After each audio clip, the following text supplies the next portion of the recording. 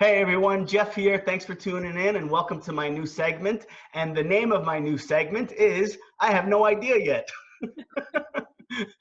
I'm still figuring it out. I don't know what the hell I'm going to call it, but basically I'm going to be talking to other pet professionals and we're going to try and offer you an education and some insight into various aspects of dog training, dog care, dog health, dog nutrition, etc. You know, to kind of fall in line with the rest of my channel. So today I have with me Sabrina Rants.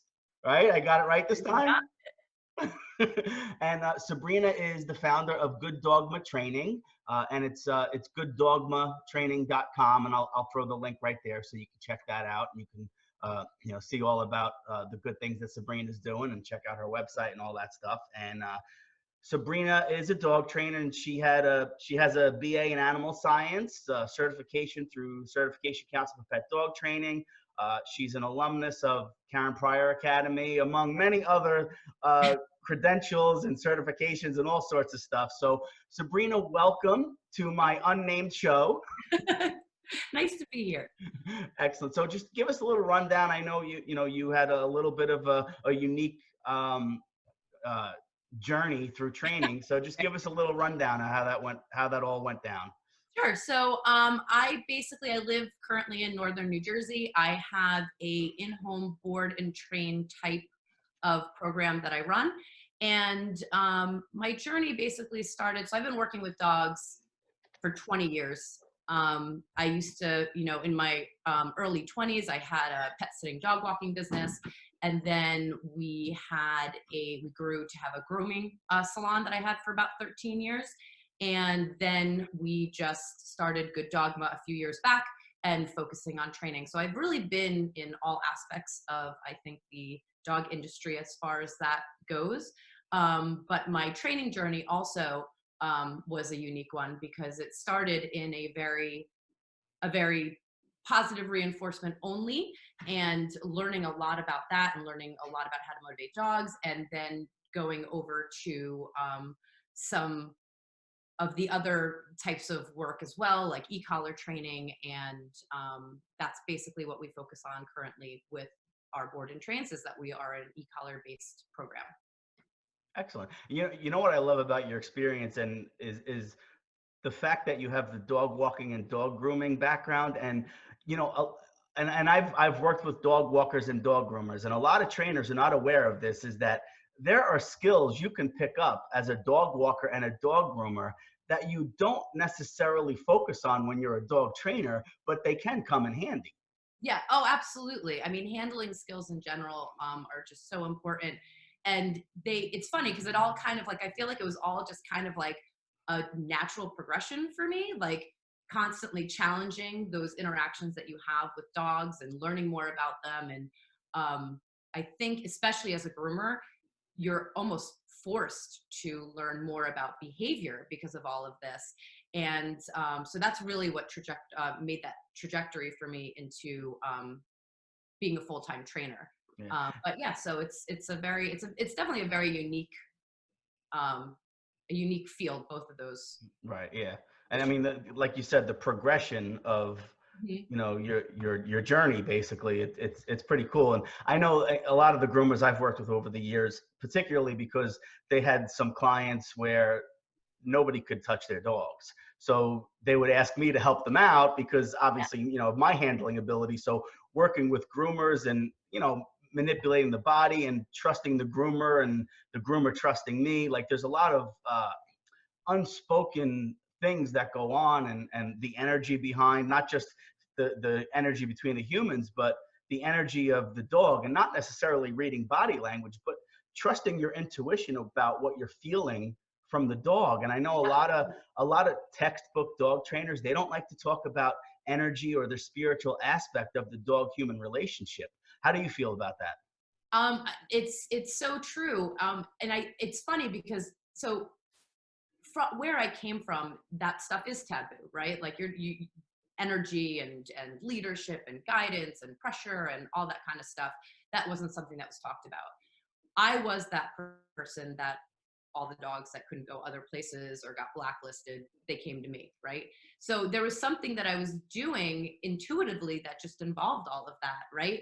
And so the more that I learned about that, the more effective I could be with these dogs and communicating. And I think it's all energy really at this point.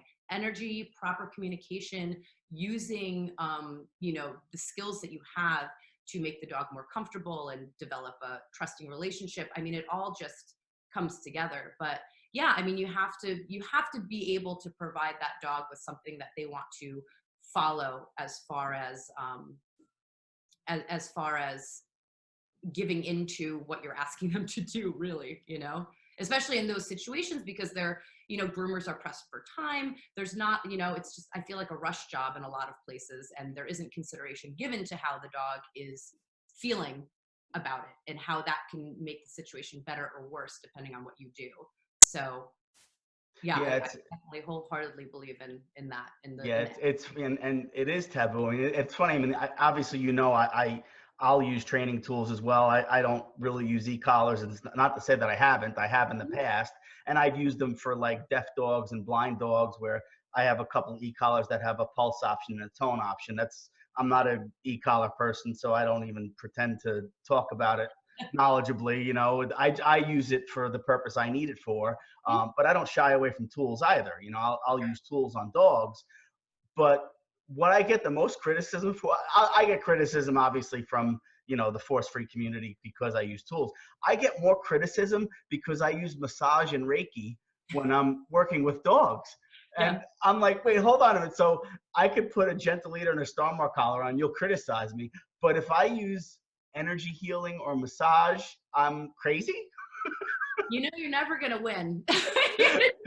I'm like, I'll give you the prong collar, okay? I'll give that to you, but you're gonna tell me that I don't know what I'm doing and I'm a hack because I use Reiki energy? Yeah, I mean, I think it's the perception of how all these things are internalized by people. The emotions that they put around tools and things like that. But what I've basically learned I mean, I've worked with thousands of dogs at this point, and what I've basically learned is that it all works, right? It all works. At some point, it has worked on some dog, right?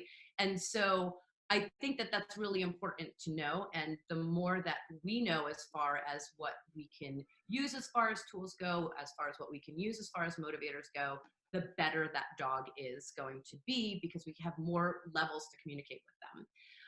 The reason why I specifically, and it's just funny, I mean, coming from a force-free, pure positive background, moving over to e-collars and totally loving e-collar training. I mean, we live basically in the woods, and everyone wants off-leash reliability with their dogs. And I think that when people think of e-collars, they think of punishment. And they don't know the other ways that any of these tools, prong collars, star marks, martingales, halties, they don't know the other ways that they can be used to communicate. And that's what's important. How are we using these tools to communicate? There's the old saying is that you can use a hammer to build a house, or you can use a hammer to kill someone. So it's how are you using these tools to prevent or to project proper communication? And the same thing goes with energy too. It's all, and I think all of that.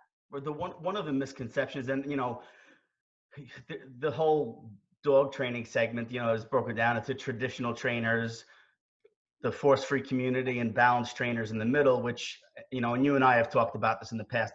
I don't call you a balanced dog trainer. I call you an operant conditioning trainer, because that's what you do. Ironically, force-free trainers are also operant conditioning trainers. They just don't admit to it, or they don't know it. I don't know which is scarier. But anyway, I don't want to bash them because what they do is amazing and it works for them. So I don't have a problem with that. I just have a problem with if I'm doing what's in the best interest of the dog, right? Humanely, obviously, and with care and love and compassion and empathy, right? And I'm improving that dog's behavior, quality of life, and relationship with its owner. That's really all I care about. All the other stuff is just noise to me. Absolutely. I think one of the big misconceptions is that when people hear tools, they think that we get a dog, and as soon as we get that dog, we throw a tool on them, and it's just yank and crank, and we're forcing this dog into submission. And it's just not true. Yeah. I know you and I both, we've talked about this too. When we're teaching new behaviors, it's all positive reinforcement. Yes. You want to talk about that a little bit? So yeah, I mean, again, speaking to motivators, you're teaching a dog something. It's not fair to punish a dog for something it doesn't know. It's just not ethical, it's not humane. And everything that you teach, you use positive reinforcement. You are adding something to the equation to reinforce the behavior that you want. That's it in a nutshell. And that's how you teach. Yeah, and That's how for the viewers, if you're not familiar with the true definition of positive reinforcement, by definition, positive, it doesn't mean like, ooh, positive in human.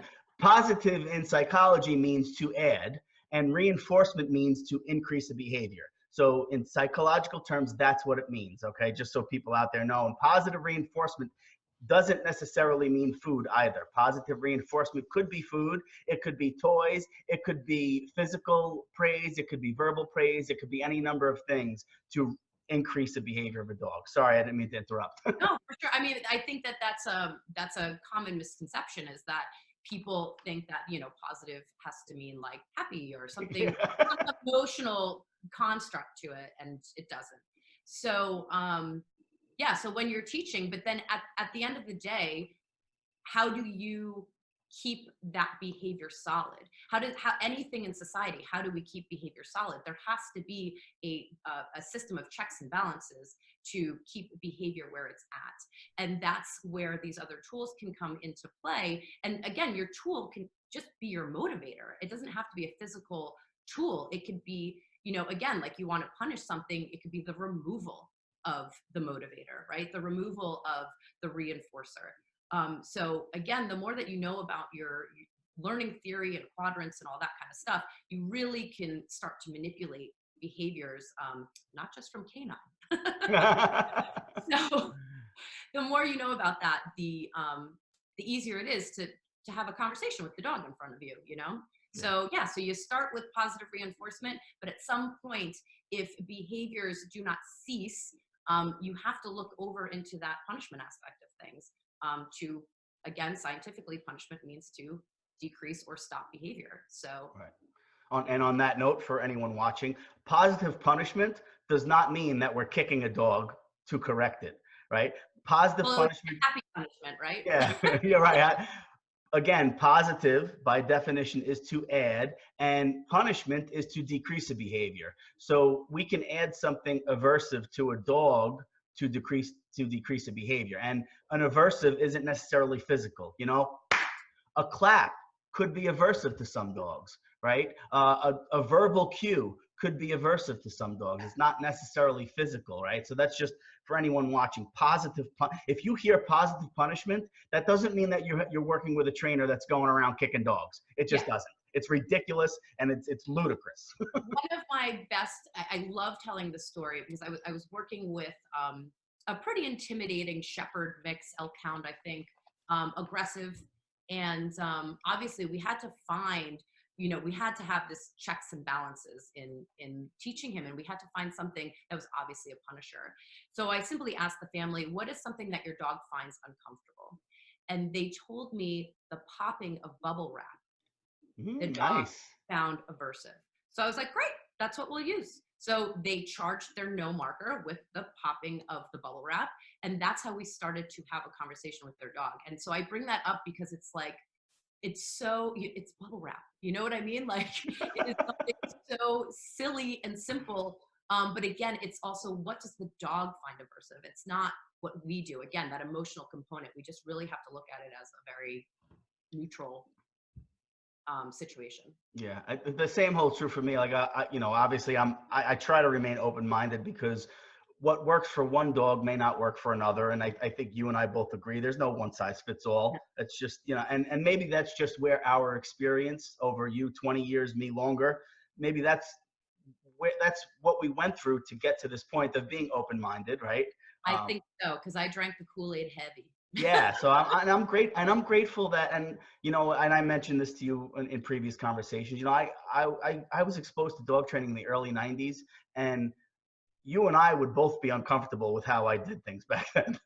And I think that's where that pendulum has Yeah, swung from, you know? I yeah, mean, go even past the 90s. I mean, it it definitely was very compulsive and yeah, heavily punishment based. And so that's where I think there was this huge pendulum swing yeah, because it was such a, you know, there needed to be that complete opposite. yeah.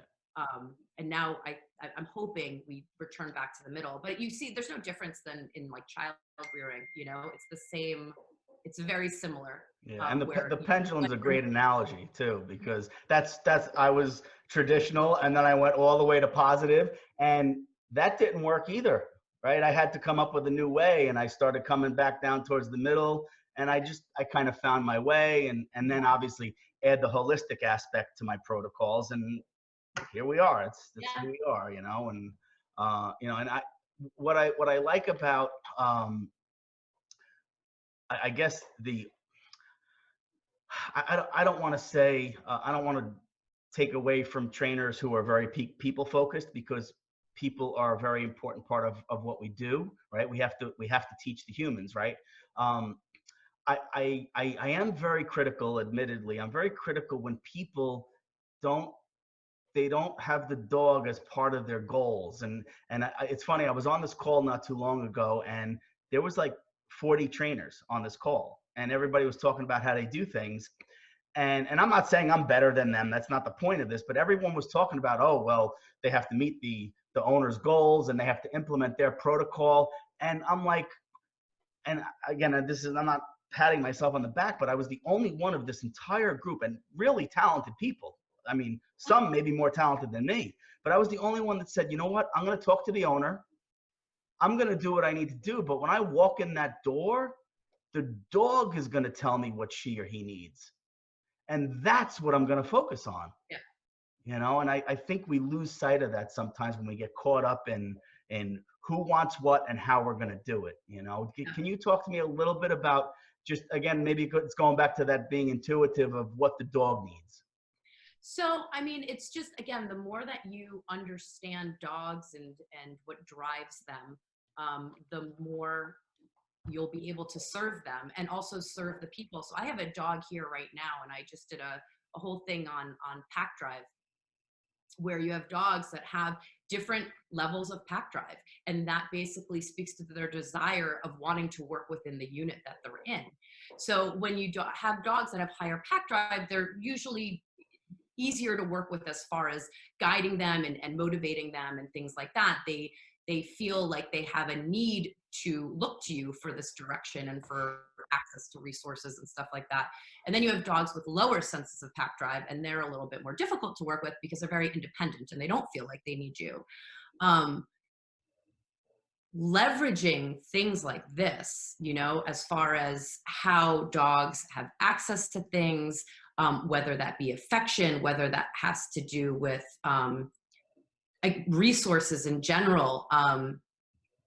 Also, when you're talking about applying pressure and stuff to a dog, like does it yield to you? Does it not? Like all of these things go to building that motivation to do things for you, right? Or work with you and nurturing those aspects that maybe your dog lacks in. So when you are again like sitting in front of a dog, like everyone can have a plan that should meet the expectations of, I mean, the realistic expectations of the people. And the people obviously need to learn how to do these things because they're the ones ultimately living with the dog. But you have to look at the dog in front of you. You can't just apply this one mold for everyone. I've at least not found it. I mean, every single dog that comes through my program, every single dog I've worked with over 20 years, I've learned something from each one of them because they are all somewhat different. And so that's, I think, you know, the more that you know about these motivators and what really makes these dogs tick, I think the better off you'll be. Cool, excellent. So one thing, let's get back to training, because I don't, you know, obviously I want to try to keep this segment um, you know, as brief as possible, but offer people as much information as possible too. you know, well, I know how I do things, but when you're implementing e-collar work, and I know you talk about layering and stuff like that, can you just take us through the process real quick of how you start teaching the dog behaviors and then you start layering the e-collar into their protocol? Yeah. So again, basically everything that we teach. So maybe I'll start with something. I'll start with something like a specific behavior. We'll do recall, for example, because that's something that I think is really effective with an e-collar and what most people want. So when you're teaching recall, every dog that comes in here, you call its name, it's got no idea what you're saying, doesn't know to come to you. It's just like, what is that? Run the other way. Great. So what we do is everything that we teach on leash. So with recall, we have a very long line, and using positive reinforcement, we are teaching the dog to come to us. So as they come to us, they get a reinforcer on the other side, right? Repeat, repeat, repeat. Come, reinforcer. Come, reinforcer. So then what we do when we feel that the dog is starting to really understand what we're asking of them, we start layering in e-collar, which basically means that so we find a level of perception on the collar, which is the number that the dog just starts to perceive, like a little tingle. It's a neuromuscular stimulator, so it's like your muscles will start to contract a little bit, and so that's what we're using as communication. Like, and for anyone watching, it's like a TENS unit. It's not like you stuck your finger in the socket. No. Just so you know. Yes, it's not that type of thermal current. It's a neuromuscular. Yeah. So, and that's again like that common misconception that we have with these tools. But so then what we do is we take the leash and we have the e-collar, and as we are guiding the dog with the leash, we are pressing the button on the e-collar to send stimulation to the collar. So we are essentially starting to use it as a leash, right? I'm guiding the dog to teach him what to do with the stimulation. Almost like you would be pulling the dog back on a leash. Exactly. I'm pulling the dog towards me or guiding the dog towards me as I'm simultaneously pressing the button. Now, do you have a constant pulse on there, or are you tapping? Or it depends? So it does depend. But you start with a constant, you move to a tapping. So if you do need it down the road, it's hopefully just a tap as your end conversation if the dog isn't listening to you. But what the dog is doing is eventually, as the dog gets better at learning the behavior, knowing the what that stimulation means in context of that behavior, you start to move to higher levels on the e-collar that the dog works to avoid. So basically, when at the end of the day, when I say come, the dog knows to come towards me to avoid any e-collar stimulation whatsoever. And then that is how we are going forth with our dogs. If there is a situation where, I mean, I always say, like, we train our dogs for everything, but you never know what's going to happen, especially off leash. You're hiking, you run into a bear. I mean, this is bear country where we are. Yeah. There's mountain lions here. There's bobcats. There's all sorts of crazy animals. I don't know what's going to happen when my dog sees one of those animals. And I certainly don't want them, or like running into traffic or anything like that. I don't want any of that to happen. So that's where, in those moments of emergency, you have this invisible leash, because the dog knows now when he feels that sensation, he's got to turn around and come back to you. Right. And that's how we start to, that's where we start from teaching a behavior, building a behavior, layering the e-collar to off-leash reliability with that dog. So I hope that all made sense. And you know, I mean, obviously I do similar things, especially when what you described is exactly how I implement it when I'm working with deaf or blind dogs, when I'm using the tone or the pulsate option, right? Because I use the vibrate option for people out there. It's like, if you remember beepers, or even if you set your cell phone to vibrate, yeah, that's what I use for communication, but I start on leash, right? Because I obviously recall is all positive, because anytime the dog comes to us, we want it to be positive. Absolutely. But at some point, especially with a dog that has a sense deficiency, whether it's blind or deaf, like, I have to use the leash. So then I start pairing the leash, the pull of the leash, right? Let's say a deaf dog is looking away from me. I have to pull the leash. I'll start pairing the leash with the vibrate. So then the dog starts associating the pull on the leash with the vibrate. Ultimately, I don't need the leash anymore. and then the dog just feels a tap or Right. a vibrate and comes, at least turns around to me. Because then once they turn around to me, I can give a hand signal for a deaf dog, for instance, and they'll come running. So it's you Right. broke it down very well, better than I could, because I don't use e-collars a lot. So thank you. Oh, no, no worries. Yeah. So now let me ask you this, and I know the answer, so it's I just Hopefully I do. for video purposes. No, you do. So most dogs, right? Because not, obviously there's going to be anomalies, there's going to be outliers, but I'm going to guess that once most dogs understand what you're communicating and what they need to do, Mhm. the corrections they're pretty much non-existent after a while, right? They are. They're basically used in emergency situations or states of extreme over arousal.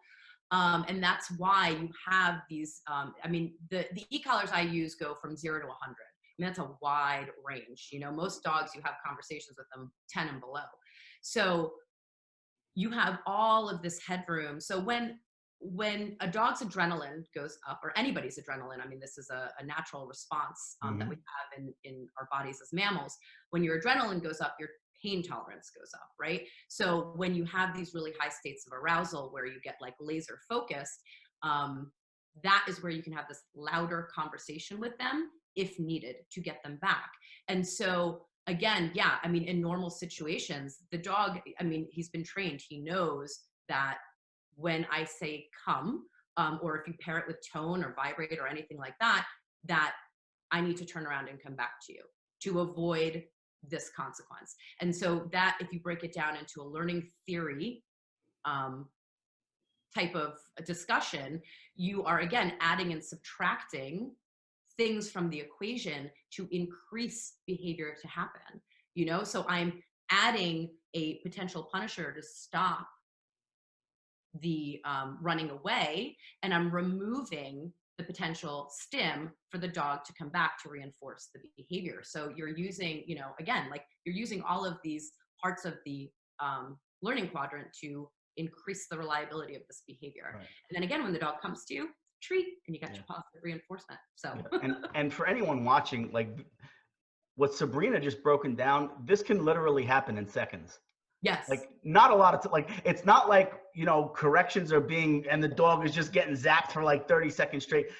By the time, because, and again, for people watching, anytime we're working dogs, most trainers, at least everyone I know, we start where there's no distractions. And then we start adding little distractions here and there, and we start improving reliability as we expose the dog to different stimuli, triggers, social situations, etc.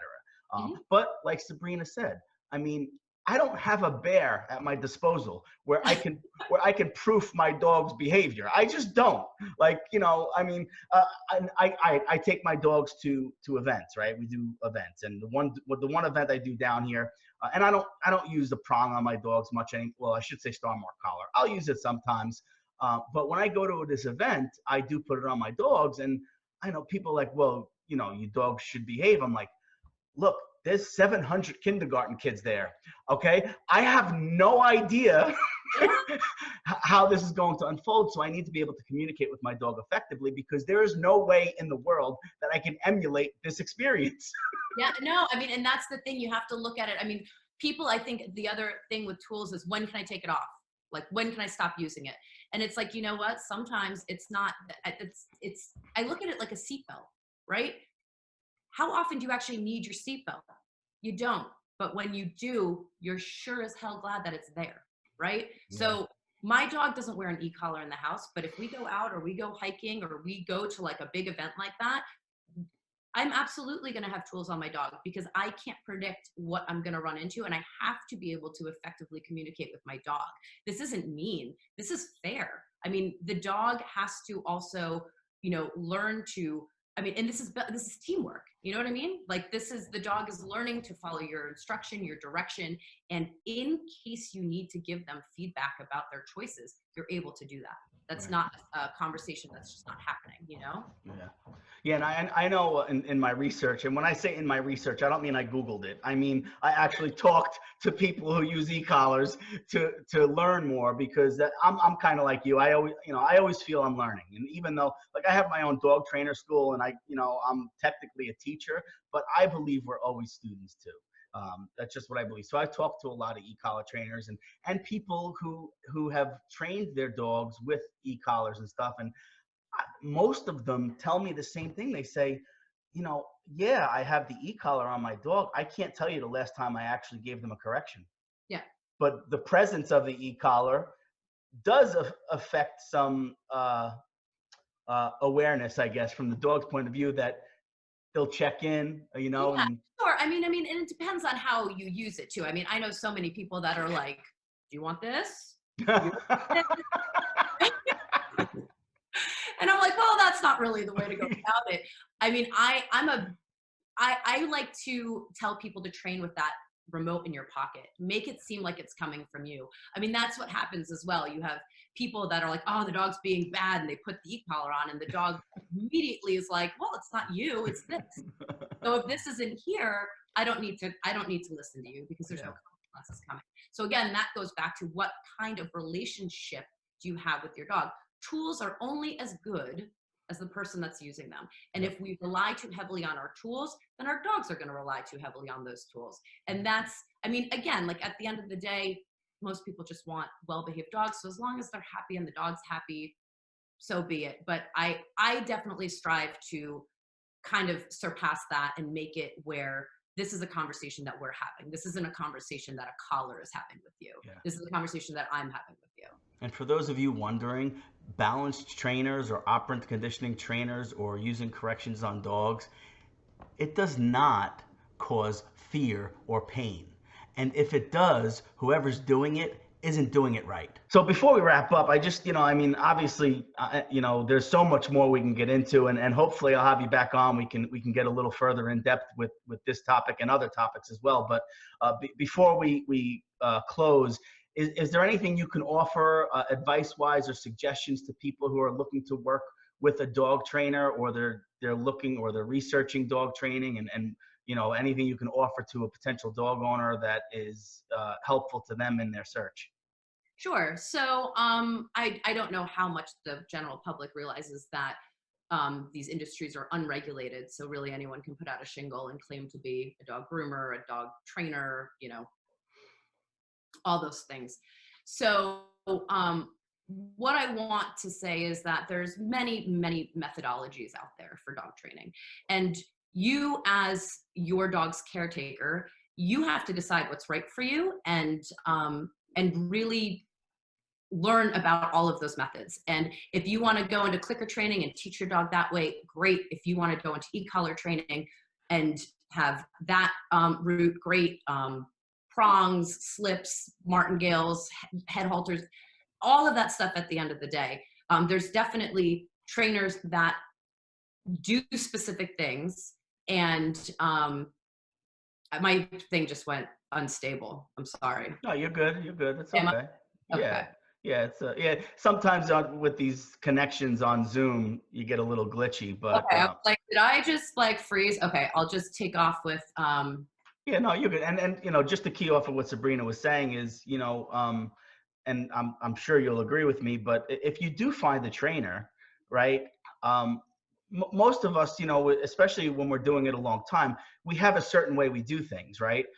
But you, as a dog owner, if you're not completely comfortable with something that we're doing, or you prefer for us to take a different approach, most of the people that I know that I'm friends with that are dog trainers, it's our responsibility to make sure that we're doing things within your comfort level too. So if there's something that maybe you're not too comfortable with, or you need more clarity on, it's our responsibility to provide that to you. I mean, do you agree with that?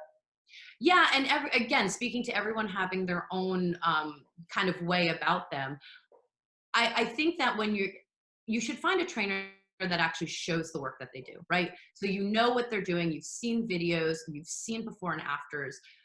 You also understand what their strengths in training is. I mean, there's people that work with aggression, there's people that work with puppies, and everything in between. And just because someone is a dog trainer, it doesn't necessarily mean that what you're looking for as far as the issue with your dog is going to be like it's going to be a cohesive relationship with that particular maybe methodology or skill set or anything like that. So again, just look for someone that can serve you well. Again, my program is geared towards, I mean, we do take in problem dogs, but it's more geared towards having off-leash reliability with your dog. So it's not even necessarily people that have bad dogs or aggressive dogs. It's just people that want better behaved dogs, you know? And so again, I don't do private sessions. So it's someone that is looking for private sessions wouldn't come to me for that, right? They would want more of an immersion style program. But those are the types of things you got to see what people offer, what their knowledge and skill set is. And, you know, ask them questions. They should have answers to your questions and be able to kind of lay out a plan for you. Yeah. And for any dog owners watching, you know, it could get very overwhelming researching stuff. And, you know, if you're interviewing dog trainers, if you're ever confused or you're unsure and you don't know what decision to make, I always tell people the same thing. How does the trainer and your dog interact with one another? Don't underestimate your dog's intuition, right? Yeah. Dogs are great judges of character, and they really are. And if a handler and a dog are jiving and there's good chemistry, you probably have a good fit, you know? So just keep that in mind for any dog owners out there who are starting to embark on training the dog or getting into some kind of training program. So yeah, well, and that does speak to us saying before about just being intuitive. A trainer needs to be intuitive and know what's in front of him and know how to approach that dog, because that's where it all kind of goes downhill. Yep. So again, Sabrina, thanks for joining us. And again, I'll throw Sabrina's link to all of her information down below and in the description. And if this is your first time on my channel, take a peek around. If you like what you see and you want to stay up to date on dog training, dog health, dog care, dog nutrition, dog rescue, dog whatever, consider subscribing to my channel. Click that bell so you get notified when I upload new content. And we'll see you guys next time.